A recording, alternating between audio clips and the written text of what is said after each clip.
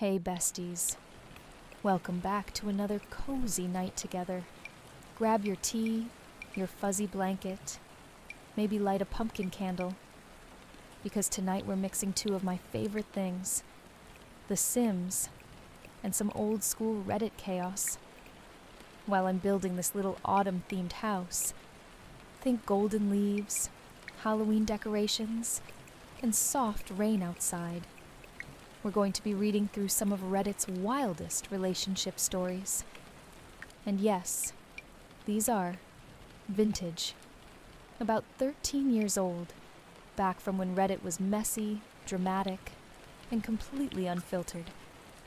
In the background, I'm building a small house for an autumn save I've been working on. It's a cozy cottage for a single mom and her daughter. She's a nature lover who spends her days gardening, collecting mushrooms, and baking pumpkin bread, while her daughter paints leaves by the window. The vibe is calm, nostalgic, and just a little bit spooky. Perfect for October nights. So, while we decorate this place with string lights and falling leaves, let's read some absolutely unbelievable stories from the thread. What are your crazy ex-girlfriend or ex-boyfriend stories? Trust me, some of these are straight-up movie plots. So get comfy, take a sip of your drink, and let's get into it.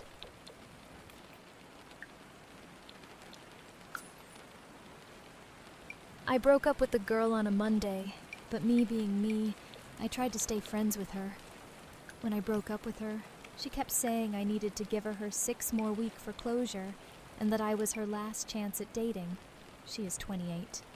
On Friday, she shows up and says, "El Zero Bull, I am going to let you go, but I want you to know I am pregnant." The next day, she calls me, saying she is going to the ER. Later that day, I get a phone call. She says that it's a tubular pregnancy, and she needs to take the abortion pill. Note, usually this requires surgery. She asked me if I would come over that night because she would need moral support. I felt obligated to go. When I was there, I told her I was going to leave when she went to bed. She started to cry and said she was afraid she might hurt herself, so I needed to stay there. That freaked me out a bit, so I did. At night then, she took my hand, put it on her belly and said, "Say goodbye." So, next day, I woke up and got the hell out, figure it was all over.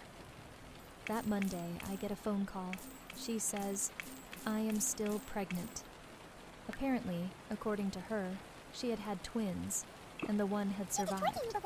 I told her I wanted to go with her to her next doctor's appointment. She said fine, it was Wednesday. On Tuesday, she messages me, tells me they had an opening, so she went early. Asked if I wanted a picture, I said sure. She sent me one, and I looked at it. No information on it, so I asked her, and she said they emailed it to her.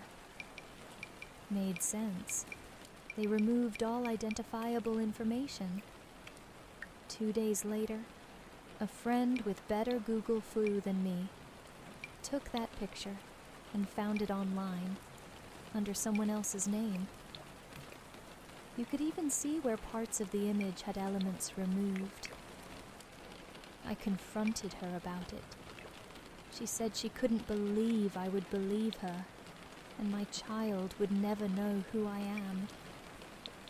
The next day, she sent me an email saying he lawyer would be in touch.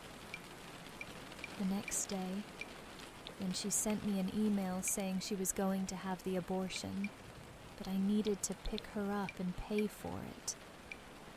5 minutes later, she sent me an email saying that if I didn't respond, she would just keep the child.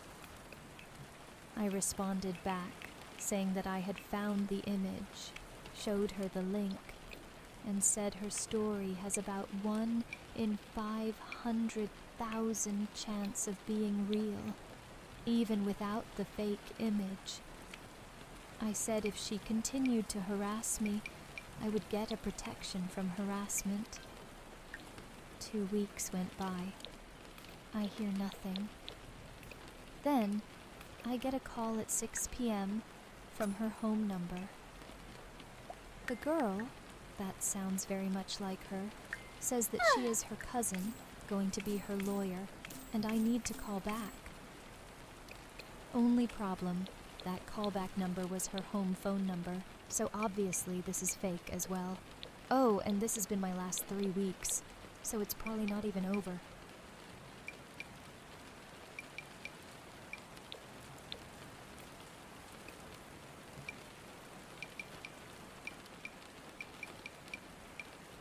Oh my god. This girl's got main character energy in the absolute worst way. Like fake ultrasound pictures? Pretending to be her own lawyer? Girl, please. I don't even know whether to laugh or cry at this point. Honestly, you handled that way better than most people would. I'd be terrified. I went out of town for my best friend's wedding in which I was a bridesmaid. I didn't take my boyfriend at the time as per request of the bride. It is her day, and considering my boyfriend and I were on the outs at the time, I was not opposed to this. He's an ADD kid, and didn't get his meds refilled before I left town for 4 days. This is his meltdown. Started off okay, we would text back and forth, but I wouldn't be able to reply as fast because, I'm helping with a wedding. He overdosed on Valium and told me he was wandering around outside, then doesn't answer his phone for 6 hours, in which I'm panicking because I'm a 6-hour drive away from my home and IDK if he's wandered off in his fucked up state or not. I break down. My best friend's stepdad, an ex-cop, sits with me and lets me know some options on what I can do from far away. Eventually, I sent my apartment manager over to see if he had left the house or not. Apparently, he had fallen asleep because he took so many drugs. The actual day of the ceremony, he flips out again because I don't have time to talk to him at all. Tensions are high for the wedding party as we are pushing to get this ceremony on its way. I leave my phone in my bag while I help the bride and groom. Come back to no less than 10 voicemails and 30+ texts, half of it incoherent style typing. This continues the whole weekend. I stop responding. Come home to find my blinds torn, DVD player smashed, cooking oil spilled all over my kitchen floor. That he made me clean up because apparently it was my fault he knocked it over while I wasn't even in town. And my entire nail polish collection, over 50 colors, destroyed. I'm still finding cracked bottles. It's amazing how I haven't died from all those fumes. Red-colored Kool-Aid splashed everywhere. Even inside kitchen drawers. I don't even know how that happened. He didn't apologize for any of it. His only words were, "You made me do it. If you hadn't ignored me, this would have never happened." We are no longer together, of course, but this is just one episode of many. This man will be 30 next month. I pity his next girlfriend. Edit. The incident happened last year, so this is a 29-year-old man throwing temper tantrums. Girl, that's not a boyfriend. That's a full-time crisis. Like destroying your apartment because you didn't text back during a wedding? Please. You deserve peace, not a grown man acting like a toddler with a debit card. Anyway, next one. My crazy ex-boyfriend told me one day while we were still dating that I loved my 10-week-old kitten more than him. He asked me that night if he could take him home with him to keep him awake during the drive. I said no, but he took him anyways. The next morning he called to tell me that he woke up late, jumped out of bed, and accidentally crushed him with both feet, in his exact words. He was all kinds of crazy, and this may even be the least terrible thing he did in our short time together. I really hate that guy. Edit. For those of you who are asking, here is a response I made to someone with more of the story.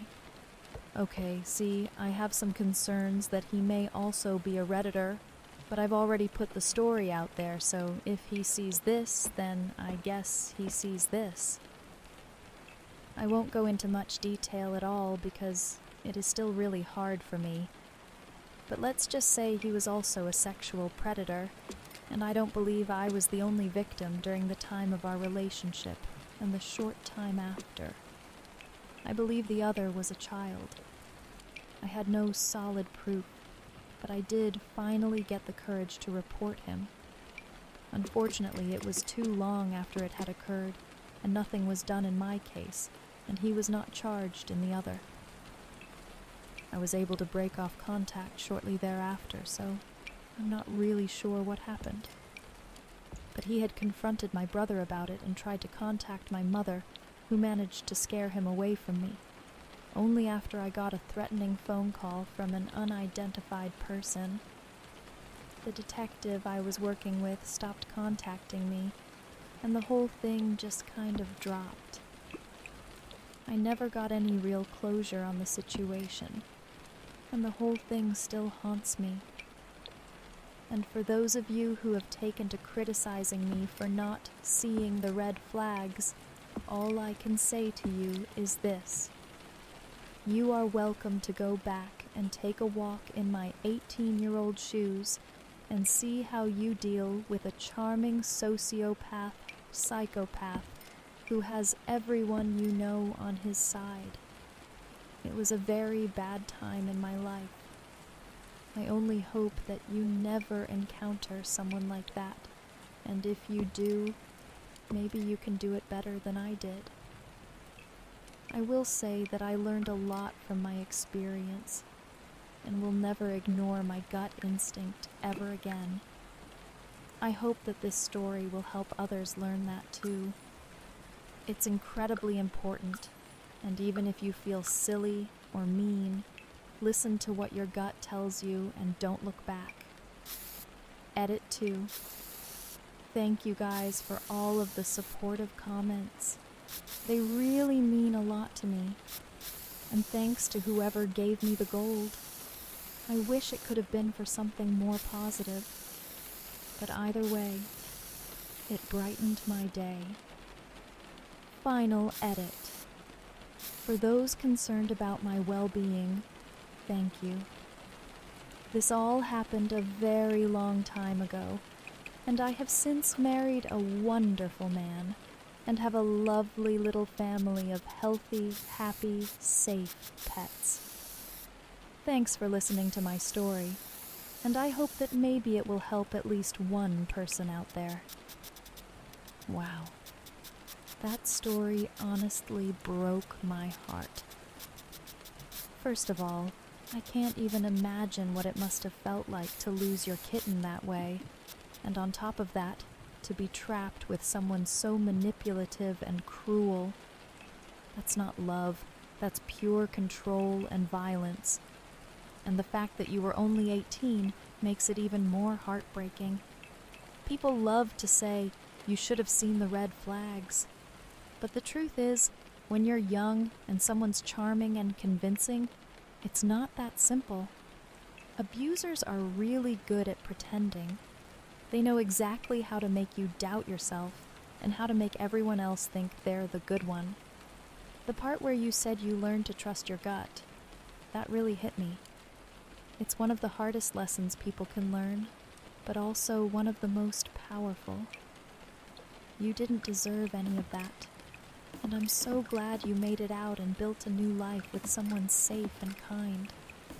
And honestly, sharing something like this helps way more people than you probably realize, because there are so many others out there who've been in situations like this, scared, confused, not knowing who to trust, and hearing your story might be the thing that helps them listen to that little voice inside that says, something isn't right. So, thank you for being brave enough to tell it. And I'm really glad to hear that you're in a better place now, with love and with happy pets who are safe and loved back. You deserve that peace. Always. I think I was around 18 years old.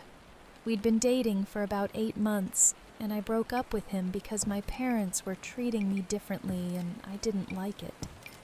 It put too much strain on both my boyfriend and my parents and I's relationship, and I couldn't take it. Broke up with him one night, and about a week later he showed up at my parents' house wanting to talk to me. My mom answered the door. I didn't want any part of it, so she told him to go away. He got belligerent and eventually left, so she called the police. He was pulled over and given a warning, then they let him be. Dad was at work, Mom took sister somewhere, and I was playing Mario Party 8 on my Wii at home. There was a knock at the back door, and I looked through the glass from the couch, and he was there looking in, trying to talk to me. Again, I didn't want any part of it, so I ignored him. He got mad and shouldered the door. The frame cracked. He did it again, and the door burst open. I said, "What the fuck are you doing?" And he grabbed me and put me over his shoulder and carried me outside. I figured he was just going to put me in the front seat and leave with me, but then he popped the trunk of his car with the remote, and I realized what was going to happen. I twisted a little, which surprised him, and he dropped me. But then he put me in a headlock where I couldn't breathe, and I stopped struggling. He tossed me in the trunk and shut it and drove off. At this point, I was doing everything I could to get out of the trunk. It was a Buick LeSabre, the model which, of course, doesn't have a way to open the trunk from the inside. So I started kicking the back of the seats to get out. I eventually got one open enough to stick my head through to get some air. It was in August, and the temperatures outside were riding 95 degrees, so inside the trunk was about 110. I got my head out and could finally breathe. He had calmed down a bit, and I knew he just wanted to talk to me, so he didn't really freak when I was able to climb into the back seat. When he was putting me in the trunk, the neighbor kids were outside, and they saw what was happening and ran inside to tell their parents. Parents called the police called my mom, and my mom was doing 95 down the highway to get home. Ex-BF drove me an hour and a half away to an old camp he used to go to, and we talked for a while. He then took me to Pizza Hut because I said I was hungry. I remember wondering why no one was concerned that I was waiting for a pizza without shoes or socks on. Because no one said anything, I figured my parents hadn't realized what had happened yet. Little did I know, an Amber Alert had already been issued. Anyways, he decided he didn't want to go to jail, so he was going back to his workplace/place of residence to get his shotgun. When he got there, the cops were waiting for him and tried to taser him. They missed, and he jumped back in his car and did a backwards U-turn. He started driving through the city at speeds of 60 to 85 miles per hour. If you've never been in a high-speed police pursuit, let me tell you, it's a rush. So much adrenaline. Anyways, he was going to get on the highway, but the police had it blocked off with spike strips, so he turned onto a back road that dead-ended. He ended up crashing into a tree. I was in the front seat by this time. The cops swarmed the car, pulled us both out, and since they didn't realize who we were, cuffed us both and put us in separate cop cars. Once everything was situated, they uncuffed me and put me in a police SUV and transported me back to the police station in my city. Parents and sister were there, freaked out, found out I was okay. The whole ordeal lasted around 10 hours. X got 4 years and is now out of jail in a halfway house. TLDR.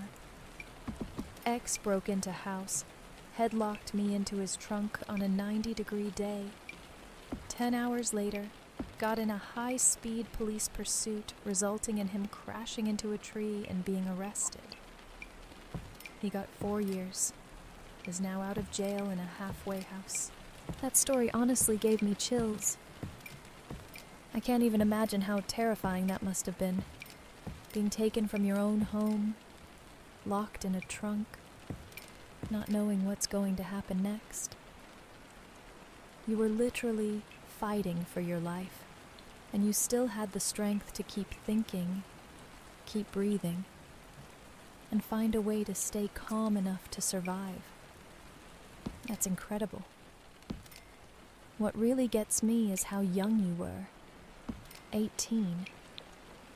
It's supposed to be the time in your life when you're figuring yourself out, not surviving something like that. And yet, even in all that fear, you managed to think clearly enough to get out of the trunk, to stay alive long enough for help to find you. That's pure instinct and courage. It's crazy how people can flip from, "I just want to talk," to literal kidnapping in a heartbeat. It shows how dangerous it can be when someone thinks they're entitled to control another person's life. You did nothing wrong. And I'm honestly so glad those neighbors saw what happened. They probably saved your life without even realizing it. 4 years feels like nothing for what he did. But the most important part is that you made it out. You survived. And you're still here to tell your story, which might actually help someone else recognize the danger before it's too late. That was so intense. But thank you for sharing it. Because stories like this remind people that real monsters don't hide under the bed. Sometimes they're people you once trusted, and walking away from them is the bravest thing you can ever do. Next one. My little brother picked up a real winner a couple years ago. He was 16, and it was his first, so I don't blame him for his ignorance. Story number 1. I was 20 at the time, and away at college a couple states away, so I only got to go home a couple times a year. I go home for Christmas one year, and take my brother out snowboarding. We had a blast, except he was acting all weird, and kept checking his phone every few minutes. Apparently, he was supposed to hang out with this new GF that morning because he didn't know I was coming into town a day early. He told her that I got into town early, and he was going to go hang out with me. She was pissed. Apparently, your only brother coming into town for Christmas wasn't a good enough excuse to ditch her. She continued to send harassing/threatening texts all day, till I finally took his phone away and pulled the battery. She didn't like this. When we got home that night, she was in our house, downstairs with the lights off waiting for us. She pretty much drug him off into his room in one of her lil pissy fits. I could hear her yelling over the TV. I went in and pulled him out of there and told her to go home. She came out a little later and sat down next to him while we watched TV. My parents had already passed out, so when he went upstairs to get some ice cream, it was just me and her. This is my first time really meeting her in person, so I thought I'd break the awkwardness with a simple, "Anything you want to watch?" After a minute of just staring into space, she turned to me and said, "I make your brother happier than you ever will." Story number 2. I kick her out, and she threatens that if my brother doesn't come with, she's gonna leave him. I tell him go, and I'll see him tomorrow. Long story short, he misses out on the big family get-together for Christmas because she wants to spend the time lost with him. Story number 3. I'm away at college, but heard this one later through my brother. Him and her are driving back to her place separately. She's in a Prius. Him right behind in his big redneck truck. She doesn't have a license, and doesn't really even know how to drive apparently, 'cause she slides off the gravel road around a corner and rolls her grandma's Prius. She doesn't have a license, doesn't have insurance, and doesn't want to take the blame for anything. So guess who she convinces to say he was driving? They park his truck at her house, walk back to the scene, and he will forever have high insurance rates because of this. Story number 4, probably my favorite one yet. It's 1 year later. I'm back for Christmas. Earlier that winter, my brother finally broke up with her, yet she continued to text him / stalk him every day. If he was at a party, she'd conveniently show up and try to get back together. One night at a party, my brother jokingly told her, "You know, if you keep showing up like this, I'm gonna have to get a restraining order on you." She didn't take it as a joke. The next day, she was in the police station, bawling her eyes out to her dad's buddy about how my brother was the one harassing and stalking her. She got a restraining order on him. He got the notice in the mail and texted her a simple WTF. The cops came and arrested him 2 days before Christmas. He couldn't get a bail hearing until the following Monday, so he missed Christmas again because of her. Oh my God. That girl sounds like the definition of toxic main character energy. Like sneaking into your house, sitting in the dark waiting. That's not love. That's straight up horror movie behavior. And the part where she told you, "I make your brother happier than you ever will." Girl, please. That's not even intimidating. That's embarrassing. You can almost feel the insecurity dripping off that sentence. Honestly, your poor brother. He's 16, totally new to dating, and already stuck in a full-blown soap opera. It's kinda sad, because you can tell he just wanted to make everyone happy. You, your parents, her, and she completely took advantage of that. In the car crash thing, she rolls her grandma's Prius and then convinces him to take the blame? That's insane. That's not a girlfriend. That's a walking red flag collection. And the restraining order twist at the end. Wow. Imagine being so manipulative that you actually flip the entire situation and get him arrested. 2 days before Christmas, too. Like, the audacity. I swear, your brother deserves an actual peaceful holiday after all that. No stalkers, no fake crying, no cops. Just cookies, hot cocoa, and zero drama. At least now he's got the experience to spot crazy from a mile away. Sometimes your first relationship is just the universe's way of teaching you what never to tolerate again. Next. Okay, so I used to date this girl in high school who would always tell me she was contemplating suicide. I thought it was serious at first, but after a while, I realized she just wanted attention. She would cut herself by giving herself scratch marks on her arms, and would then wear tank tops in the middle of winter and sit with her arms outstretched on the table so people could notice and make comments. Anyway, we broke up after a year, but she only got crazier. She started dating a friend of mine a couple years later and would stalk the shit out of him.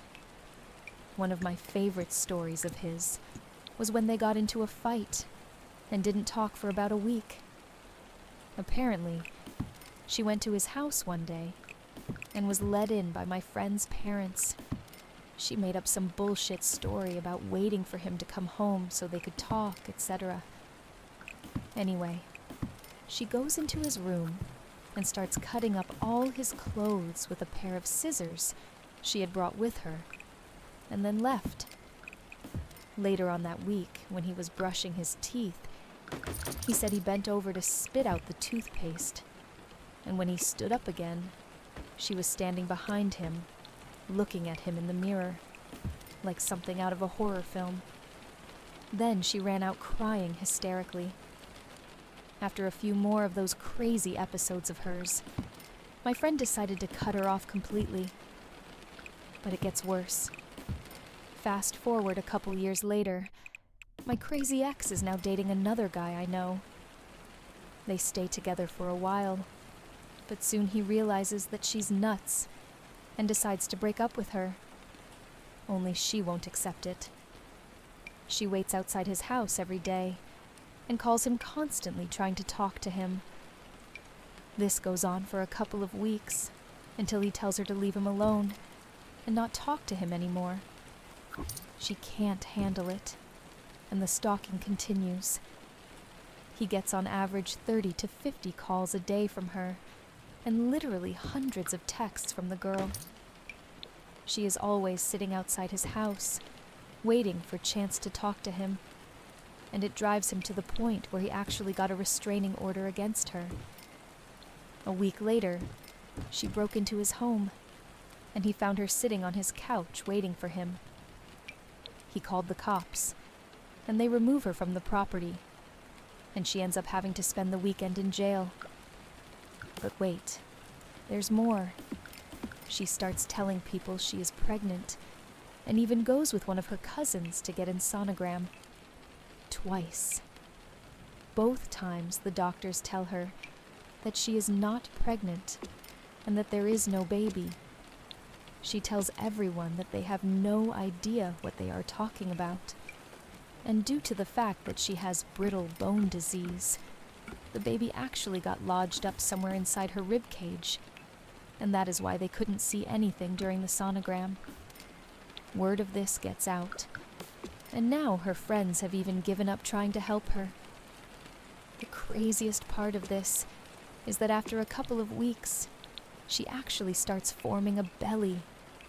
She even sends pics of her stomach to friends and family members to show them she's really pregnant. But she's not. Apparently, there is a psychological disorder where women can convince themselves that they are pregnant and start to show signs of being pregnant, but they actually aren't. Anyway, the last I heard, she is forcing her family to throw her a baby shower in April and is due sometime later that month. Okay. That story actually left me speechless for a second. Like, this girl really said, "The baby's in my ribcage?" Girl, no.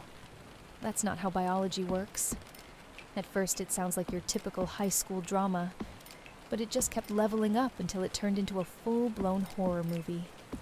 Breaking into people's houses, slashing clothes, pretending to be pregnant. That's not crazy ex energy anymore. That's needs professional help yesterday. What's really wild is how many people tried to help her before finally giving up. It's scary, honestly, how obsession can twist into something so detached from reality. And that fake pregnancy part? That's actually a real condition called pseudopsoriasis, where someone's mind convinces their body they're pregnant. It's heartbreaking and disturbing at the same time. I just hope she's somewhere getting real help now, because that's not normal teenage chaos. That's serious mental health stuff. And as for your friend group, y'all have been through enough plot twists to fill a whole Netflix series. Anyway, let's just breathe after that one, because wow, that was a lot. He ended up in the in-dryer at my apartment complex in the middle of the night, naked and crying. Yes, you read that correctly. And no, I am not making this up. I wish I was. I found this guy on OkCupid, and he really was a nice guy, if a little strange. Good-looking, too.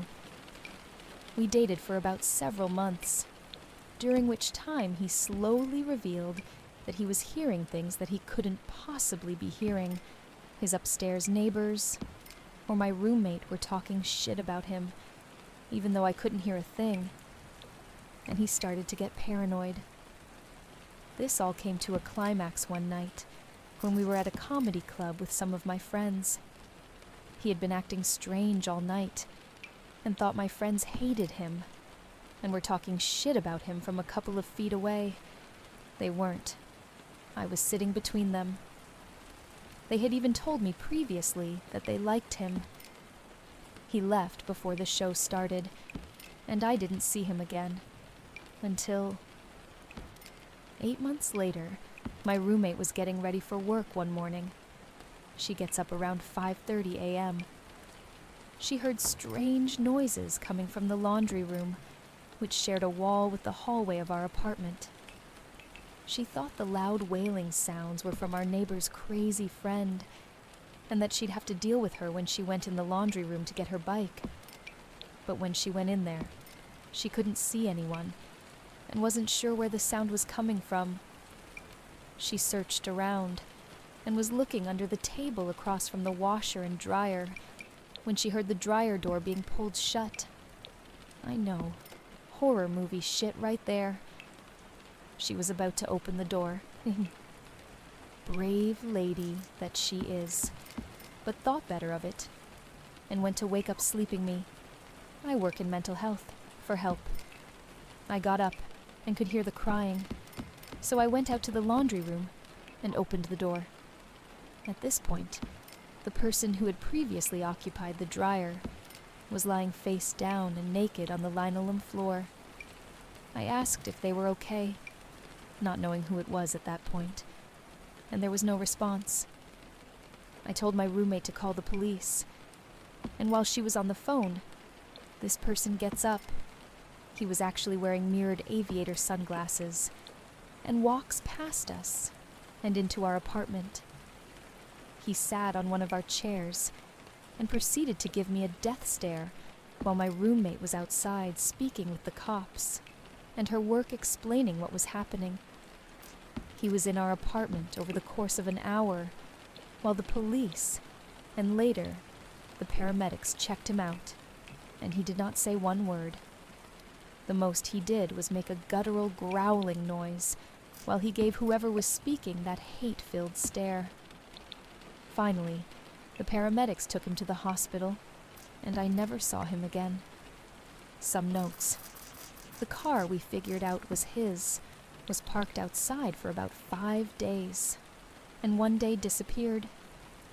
All he had in his pockets. His clothes were on the floor of the laundry room, so I brought them into the apartment. Was a boarding pass from around the time he disappeared. His family was from another state. And car keys. And we could see that in the car were only a bunch of energy drinks and fast food wrappers that implied he had driven up from said other state, about 1 to 2 days' drive, and taken up residence in our dryer. My neighbors and I tried to get in touch with his family, but they were unlisted, and the hospital couldn't tell us any information. I wish him well, and hope he's doing better now. My former roommate and neighbors are all Redditors, and can verify this story if necessary. Okay. That story actually feels like something straight out of a psychological thriller. Like finding someone naked, crying, and hiding inside a dryer in the middle of the night.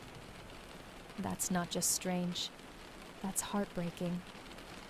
You can tell this guy was really going through something serious mentally, and the fact that he ended up there shows just how far gone his mind must have been at that moment. It's scary, yeah, but it's also incredibly sad, because somewhere in there was a person who just completely lost touch with reality. And honestly, the way you handled it, staying calm, calling for help, not panicking, that probably saved him from something even worse. What really gets me is the mirrored sunglasses part. Like, of all the details, that one just sticks with you. It's eerie and surreal, like you're in one of those slow-motion nightmares where everything feels too quiet and too real at the same time. I really hope he got the help he needed, because no one ends up in a dryer at 5 a.m. if they're okay. That's pure mental illness, not drama. And you can just feel how helpless everyone around him must have felt. This one wasn't just creepy. It was sad and human, and honestly a reminder of how fragile people's minds can be sometimes. Sit yourself down. I have quite the tale. Had a girlfriend who was a problem drinker. And when I say problem drinker, I mean every time she drank, it was a fucking problem. For some reason, she thought she had the liver of a god and would chug liquor when I had my back turned. It would lead to her being blackout drunk in about 20 to 30 minutes of going out, and I would usually have to have a friend help me carry her home. On top of that, she would just act childish during the whole ordeal. One time, I laid her down, went to get her a cup of water, and when I left the room, she got up, ran out the back door, ran down the street to some random house, opened their front door, and passed out in their hallway. I went looking for her, and then somebody shouted out a window to me, "Hey, are you M-I-D-I the K-I-D? I have a very fucking drunk crazy bitch up here. She's passed out and keeps saying your name." I then had to enter their home, pick her up off the couch, and carry her home. Most people would just break up with the girl at this point, but I thought if I could keep her off the booze, things might work out. Well, you know when people tell you, don't go into a relationship expecting to change people? Heed that advice. Please, heed that advice. Whenever I wasn't there, she took that opportunity to get shithoused. She would then do things like call me and break up with me, but then not remember it because she was blackout drunk. I would remind her. She would apologize, and then ask for me back. And like a fucking idiot, I would always take her back. I eventually got fed up with it, and didn't take her back one time. This led to a full-blown temper tantrum when I went to her apartment to pick up my stuff, and she guarded her door, not letting me leave. Eventually, I tricked her into getting out of the way by saying that I would consider staying with her. Once I got out of her door, I told her that was a lie, that I'd just said to get her out of the way, and that I was leaving now. She then grabbed me by the leg. You know, that thing that 5-year-olds do. I asked her to remove herself from me, or I would just continue walking. Keep in mind, this was all unfolding in the hallway of a Manhattan apartment building. I gave her a few more warnings to remove herself from my body, and she did not. So I continued walking, dragging her across the ground with my foot as she hung onto it. Eventually, she let go, and I made it out. The next day, I get a call from one of her other guy friends, saying that he's going to come kick my ass. I ask him why, and he goes on about how she told him about how I choke her and hit her and threw her on the floor, and she has the scrapes on her knees to prove it. I told him that if he comes anywhere near my property, I will call the police. He never did, which doesn't surprise me, because he was well known to be one of those kids with a big mouth, but no balls. Finally, I go a few days of my life without hearing from this girl. I thought everything was finally over, and it was like being reborn. I go out to a party, meet some girl, and end up sleeping with her. A few days after that, I get a call from crazy ex screaming and crying about how she can't believe that I cheated on her. Cheated? It's cheating after you break up with me and I don't get back together with you? Oh, Lottie. She then tells her family about this, who starts sending me emails and texts about how they can't believe what I've done, and I'm such scum. And that's when I found out that I can add phone numbers to a block list on my Verizon account. Finally, the calls stopped. The texts stopped. All contact was broken off. At one point, she had one of her friends contact me asking me to call, and I told her friend to pass the message along, that if she continues to try and involve herself in my life, I am going to apply for a restraining order. And that was the end of that. Oh my God. This girl turned every night out into a side quest from hell. Like running into a random stranger's house and passing out in their hallway. That's not quirky drunk behavior. That's, you need a medical bracelet level chaos. And honestly, you are way too patient. Trying to help someone who drinks like that never works. You can't babysit someone into being stable. That line you said, don't go into a relationship expecting to change people. That's real. Tattoo that on a wall somewhere, please. But the part where she literally grabbed your leg in the hallway like a toddler, I had to pause. That's the moment you realize, nope, this isn't a rom-com. This is a police report waiting to happen. And then she has the audacity to flip the story, claiming you hit her. That's just scary. Because once someone starts rewriting the narrative, it's not drama anymore. It's danger. You handled that better than most people would, honestly. Blocking her, cutting contact, walking away. That's exactly what you had to do, and the whole thing just proves one timeless truth. Sometimes the red flag isn't subtle. Sometimes it's drunk, screaming in a hallway, and holding onto your leg. This will get buried, but it's my time to shine. So she and I had been having issues for about 2 years. It started out slow, like we'd fight once a month over stupid little things and sometimes big things. I figured it was normal, growing pains of a relationship after a year. It kept getting worse, though. She wanted to fight over every single little thing. I eventually told her I was going to get her an iPhone for her birthday. As a college student, I couldn't afford a new one, but I wanted to get her a nice used iPhone 4, since the 5 had already come out, and I could afford one. Well, she freaked out asking if I thought she wasn't good enough for the iPhone 5. These are the kinds of little things she wanted to fight about. If I told her I loved her 5 times that day, she'd be upset that it wasn't 6 times. I kid you not. Well, finally, I'm fed up with it. So I end up getting mad one day and just going home since I had a quiz to study for and some exams. I told her not to talk to me for a few days and let me figure things out on my own. That wasn't good enough for her, though, as she chose to keep emailing me and calling me and texting me. She messaged my siblings trying to find out what I was doing at all times, despite not living at home and them not knowing. Finally, the Sunday rolls around. I'm sick and tired of getting emails and texts and whatever.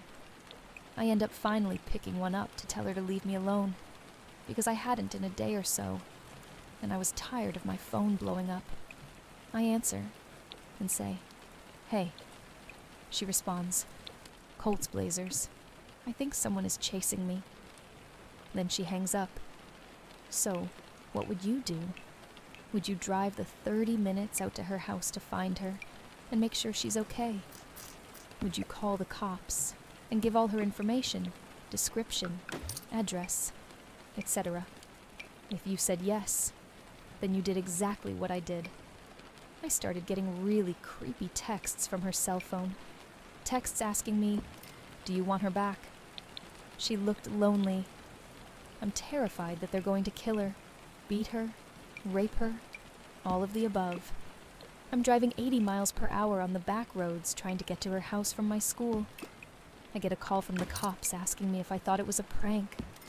All I could say was, "God, I hope not." I get to her town, and I'm looking all around for her. She finally calls me and say they let her go. I tell her I'm in her town and ask her where she is. She just tells me not to worry about it and go home. I'm confused about it, but keep pressing. She finally tells me where she is. I pick her up and say we're going to talk to the cops. She tells me that she can't, and she wants to go home. Well, The cops are already at her home waiting for us when we get there. I'm terrified that they raped her or did some other horrible things to her. The officer talks to her alone for about 15 minutes, comes back to me and hands me his card, asking me to call him when we're done talking. So I sit down with my girlfriend and ask her what happened. First words out of her mouth were, "Colts Blazers. Would you be mad if I told you I lied?" Eventually, she admitted she lied. I got up, had a few choice words, and left. Went back the following week to give her some of her stuff. Told her not to call me or email me or talk to me ever again. That's right. She faked her own kidnapping. TL::DR. Ex-girlfriend faked her own kidnapping. I'm sorry. She faked her own kidnapping?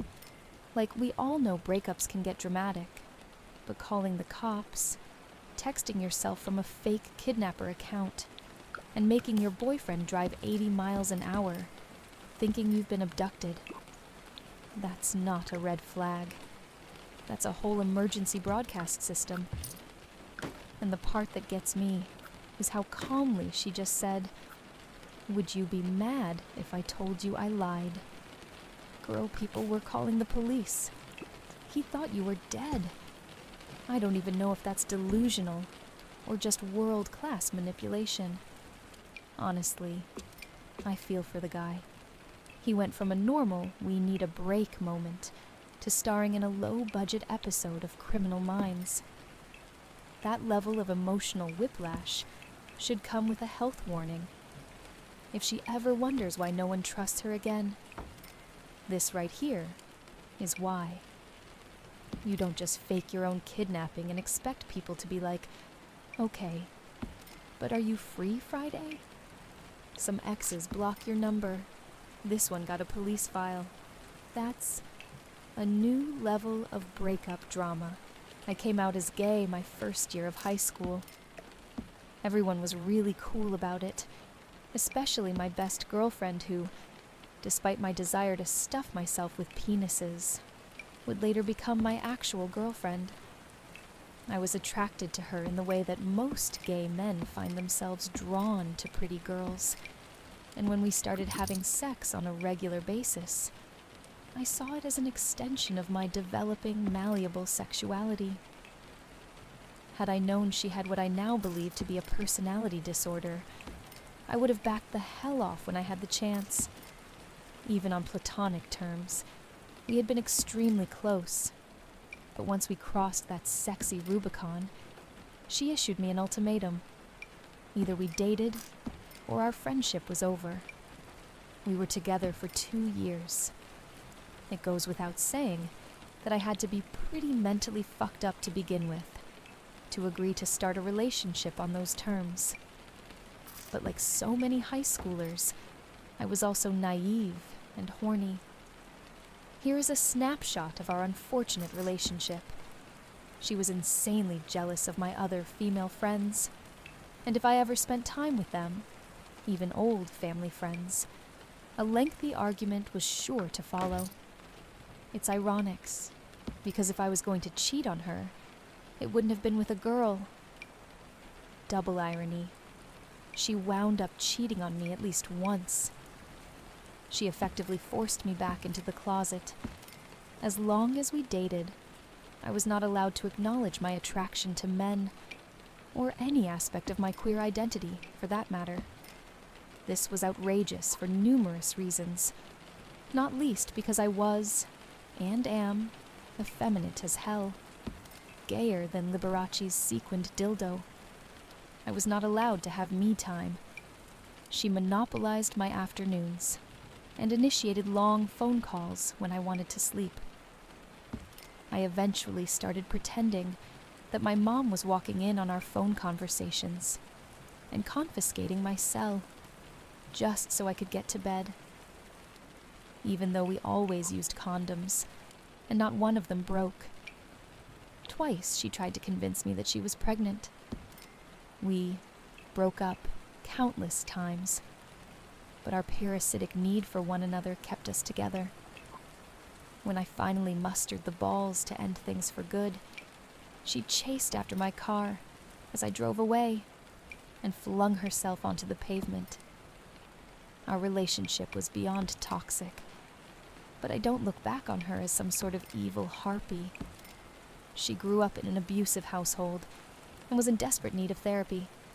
I should have recognized early on that our being together would be an utter shit show. Ah, high school. Best years of our lives. Am I right? TLDR girlfriend. Turned me straight. Was a neurotic bitch. Wow. This one honestly feels like a whole coming-of-age movie, except written by someone with a sense of humor and trauma at the same time.